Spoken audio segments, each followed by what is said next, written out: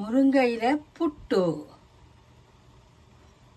இப்போ 2 கப் கோதுமை எடுத்து வச்சுருக்கிறேன். உப்பு போட்டு வச்சுருக்கிறேன்.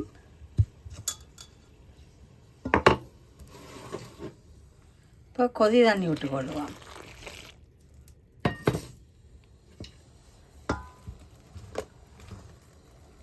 இப்போ கொதி தண்ணியை விட்டு கிளறி ஃபுட் ப்ரெஷரில் இந்த புட்டை அடித்து முருங்கையில் கீரை போட்டு புட்டை வைக்கலாம்.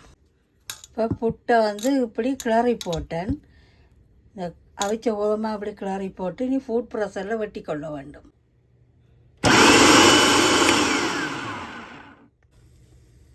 ஃபுட் ப்ரெஷரில் இவ்வளோ சின்ன சின்ன மணியாக கட் பண்ணி எடுத்து வச்சுக்கிறேன். கோதுமை புட்டு. இந்த கோதுமை புட்டுக்கு முருங்கையில் போட்டுக்கொள்கிறேன். இதோட சேர்த்து தேங்காய்ப்பும் போடலாம்.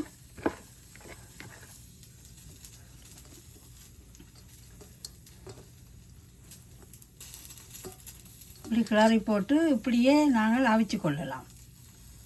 இப்போ நான் இந்த முருங்கையில் புட்டு ஸ்டீமரில் அவிய வச்சு கொள்ளுவோம்.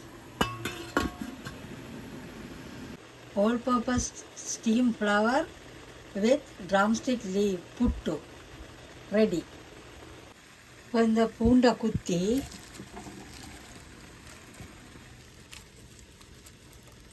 இந்த தண்டு முருங்கையில் தண்டு போட்டு ரசம் வச்சு கொள்ளுவோம்.